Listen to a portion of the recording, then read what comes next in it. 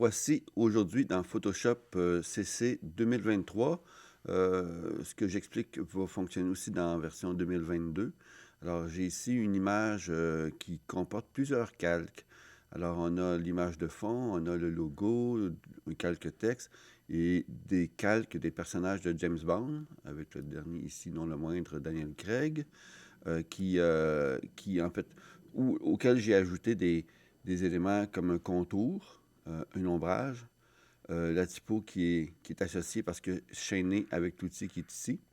En fait, l'outil qui est l'outil de lien entre les calques.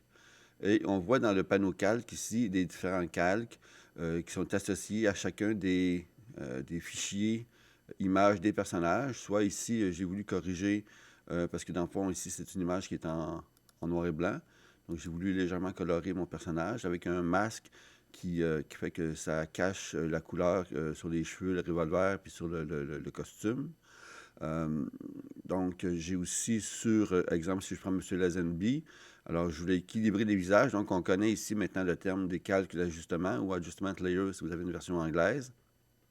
Et les différents éléments qui me permettent d'équilibrer la couleur pour que chacun des personnages ait une teinte similaire ou très proche.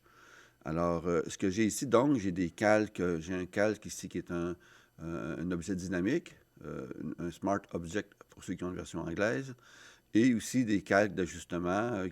Si je clique sur chacun, ça me montre que ça, c'est un calque luminosité-contraste.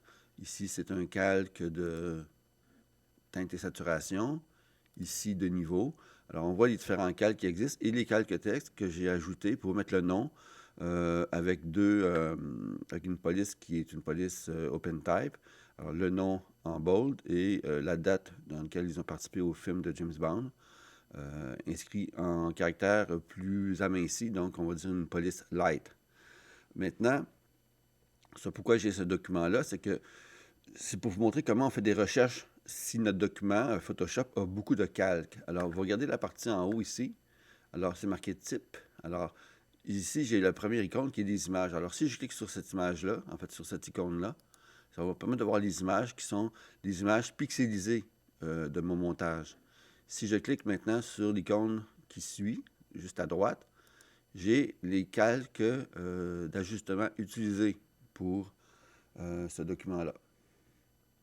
Maintenant, c'est tous les calques texte. Donc, ça permet de faire une sélection précise des calques qui font partie de notre document. Ici, c'est un calque. D'ailleurs, si vous pointez plus longuement l'icône, vous avez le titre qui apparaît. Alors, comme ici, alors, filtre pour les calques de texte. Ici, c'est les calques de forme. Je n'ai pas de calque de forme présentement. Et ici, c'est calque pour objet dynamique. J'en ai un qui est le logo lui-même. Si on veut pousser plus loin, on a aussi par type. Alors, le nom. Alors, s'il y a des noms en particulier, on peut taper le nom. Alors, si, exemple, je tape ici Sean,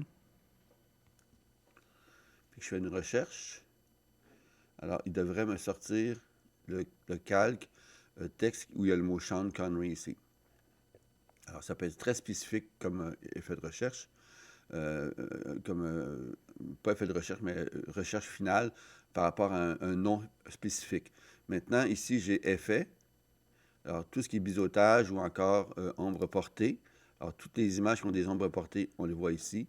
Alors, donc, c'est très intéressant pour quand on a beaucoup de calques dans un fichier. Si on n'a pas regroupé nos calques avec la fonction dossier, ou encore si on avait sélectionné plusieurs éléments, puis on avait créé ce qu'on appelle ici un groupe d'après les calques. Donc, j'aurais pu créer un groupe de calques avec les personnages.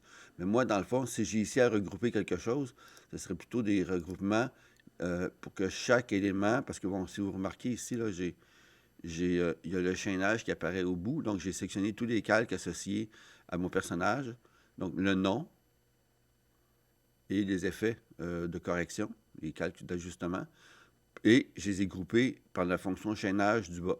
Mais j'aurais très bien pu faire, comme j'ai déjà démontré dans le cours, la sélection complète, en fait, du nom, du personnage et des calques d'ajustement et faire un dossier pour chacun de ces éléments-là par ici comme ça. Mais j'ai choisi ici de vous le montrer comme ça pour vous montrer que si votre document est complexe au niveau du nombre de calques, mais qu'on peut en faire la gestion et la recherche par la fonction associée depuis la version 2021, si je ne me trompe pas. Alors, voilà, c'était comment faire une recherche sur des calques associés à un fichier, mais différents calques. Alors, calque d'image, calque d'objet dynamique, calque d'ajustement. Alors voilà, c'est à votre tour d'essayer.